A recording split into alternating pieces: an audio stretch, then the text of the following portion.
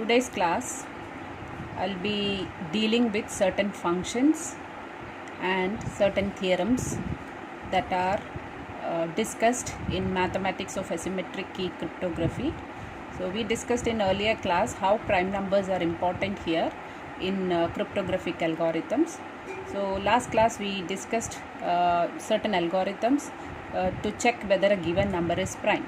Now today's class will discuss Euler's phi function, and Euler's phi, the purpose of this is to find out numbers which are less than n and that are relatively co-prime to n, or in other words, Euler's phi function is equal to Zn star. So Euler's function is also called Euler's totient function.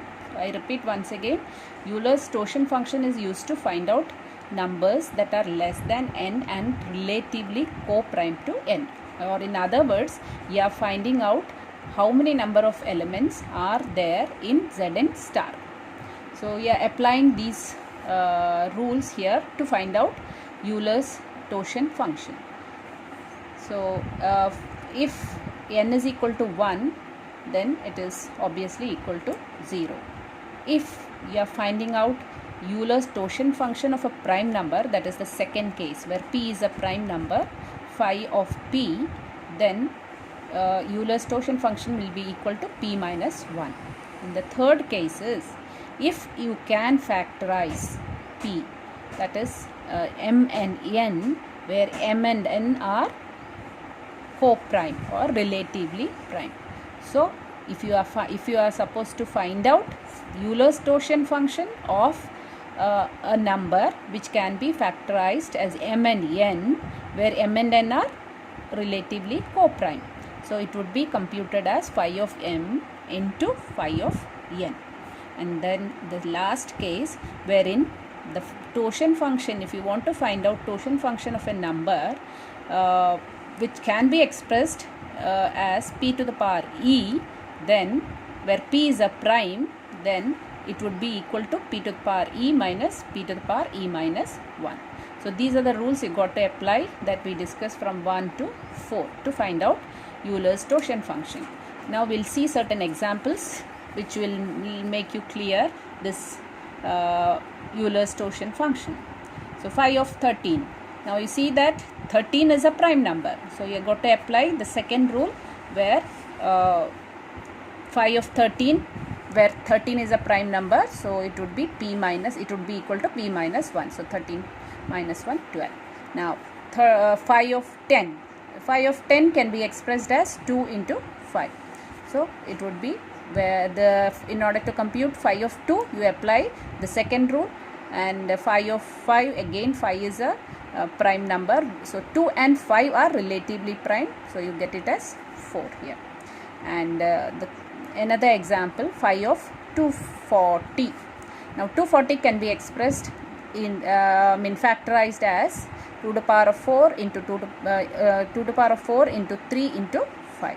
So you can see here that 2 is a prime. As per the fourth rule, you can apply the fourth rule for 2 to the power of 4.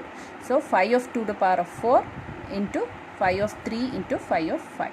So 3 and 5 is a prime number. Second rule can be applied, and for this phi of 2 to the power of 4, you can apply the fourth rule. So this is what is done here, and you get the result as 64. Now the fourth example, phi of 49.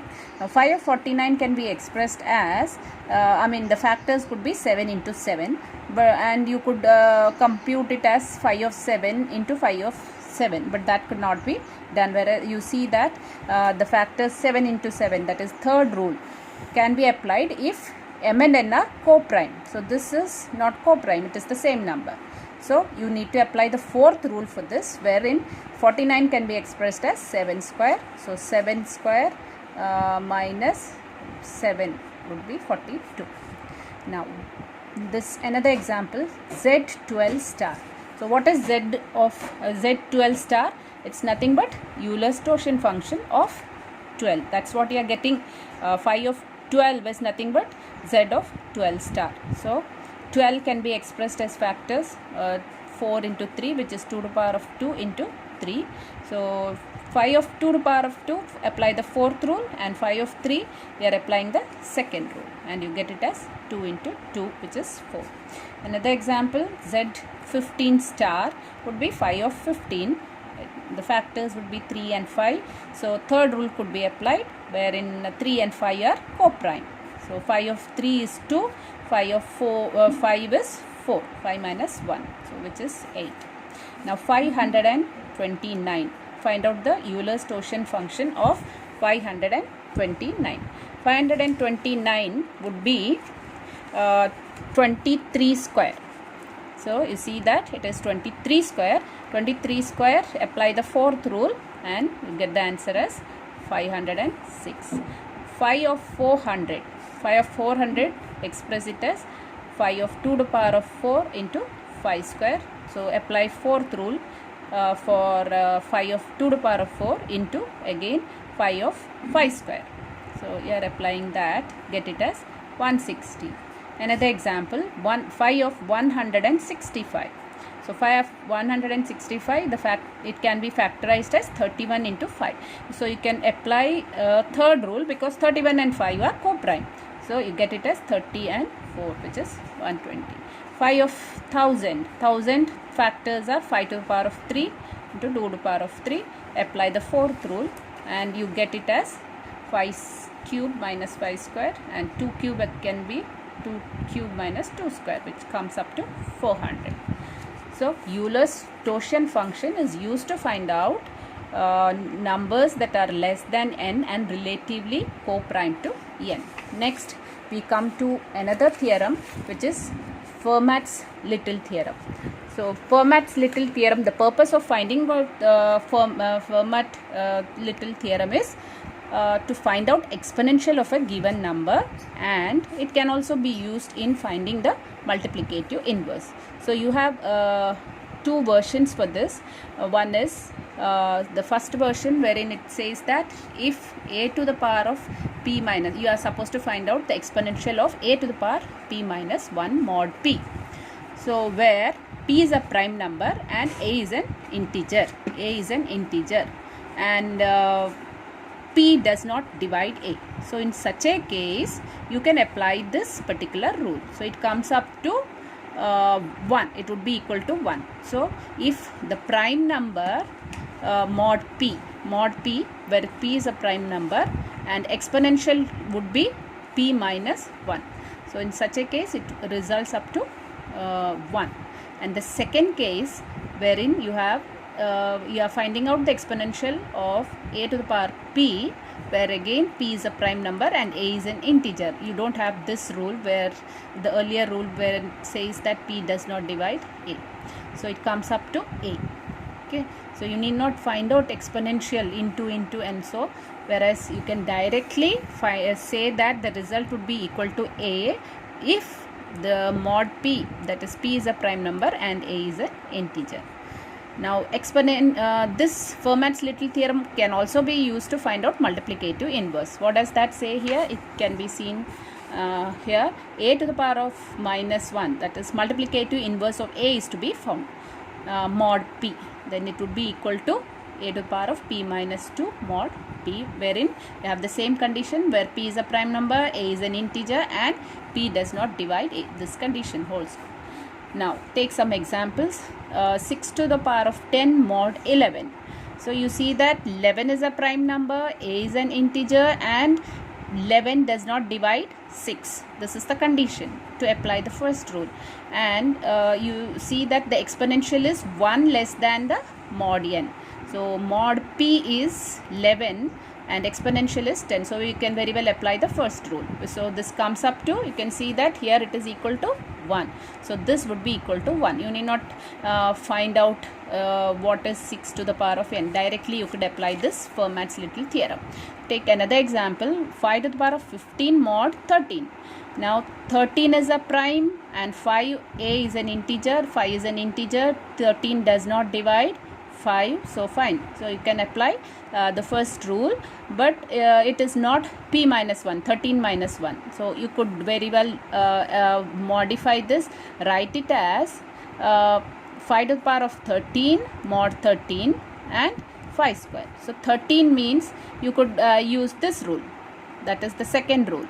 So 5 to the power of 13 mod 13 would be equal to 5, and 5 square mod 13 you can compute that. So 5 square is 25, so 25 mod 13. So this could be used directly to find out the result, whereas here you can apply the theorem, the second version of the theorem.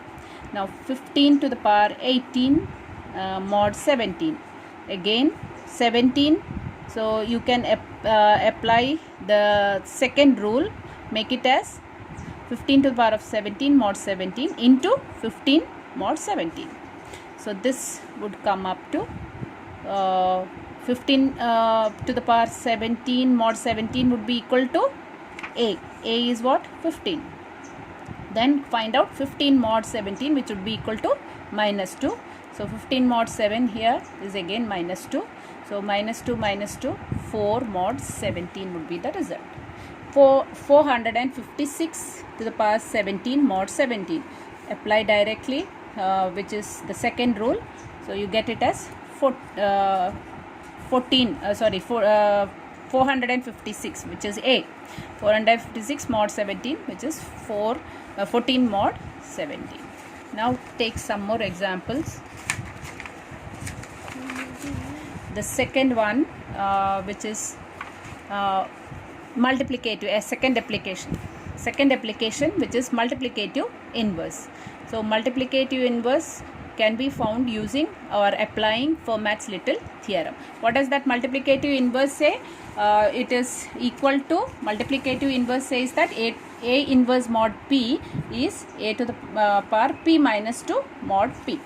So 5 to the power 5 inverse or 5 inverse mod 13 is 13 minus 2. So 5 to the power 13 minus 2 mod 13, which would be equal to 5 to the power 11 mod 13. And how do you find out 5 to the power 11 mod 13 is a big number. So you can reduce that as 5 square to the power 5.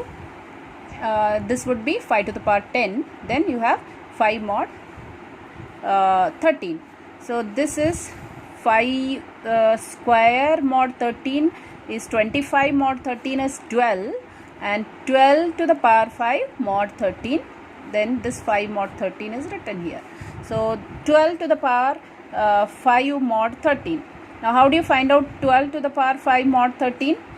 You can, for example, I'll say if you do not have mod in your calculator, you could do like this. So you have, so it would be I don't have in this power. Okay, so some of you, if you have power, you can take. Otherwise I'll have an example of 12 to the power 5 done. 12 to the power 4. 1 second. 12 into 12. So this is 12 to the power 5. Can you see that? 12 to the power 5 divided by 13. You are finding out mod 13. So this comes up to now when you want to find out the mod, you can subtract the integer part. So integer part is 19,140. So 919,140. It is, and you get the fractional part, and then multiply that fractional part with mod. So this comes up to 12. So this is how you can find out mod if it is not there in your calculator. So you see that 12 to the power 5 is coming up to 12. Okay, just now you saw how can that be computed. So 12 mod 13 and 5 mod 13, it would be 8 mod 13.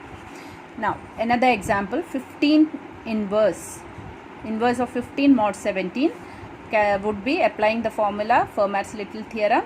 It would be 17 minus 2, which is 15. So 15 to the power 15 mod 17, which is I break it up as 15 cube and to the power 5. So find out what is 15 cube mod 17 independently, and that would be as just now as I showed you. So it is 9. 15 cube mod 17 is 9. 9 to the power 5 mod 17, which will be equal to 8 mod 17. You can check that. And 27 inverse of mod 41. So this by apply the formula, you get it as 27 to the power 39, which is 41 minus 2, 39 mod 41. And I express this as 27 to the power 5 into 7, which is 35. So 27 to the power 35, and then again 27 to the power 4 mod 41. So 27 to the power 5 would be 14. 14 to the power 7 mod 41, and 27 to the power 4 mod 41. And 14 to the power mod 71, I just showed the method of how to find out the mod. So it would be 3 mod 41 into 40 mod 41, which is coming up to 38. Now another example, 70 inverse mod 101. So this would be 101 minus 2 is 99. So 70 to the power 99 mod 101. I express this as 99 as 9 into 11. So mod 101. I find out what is 70 to the power 9 mod 101 as 64. So 64 to the power 11 mod 101. Now 64 to the power 11 can be factorized as 64 to the power 5 into 2, another 64 into 64. So this would come up to 5 into 10 as 5 into 2 as 10, then 1 plus 1. So 11. Now 65 to the 64 to the power 5 would be 17. 17 and then the square mod 101 and multiplied by 64 mod 101. So 17 square mod 101 would be 87, and 64 mod 101 it is written, it would be again 64. Multiply this, again take the mod, you get it as 13. So these are some of the examples on Fermat's little theorem.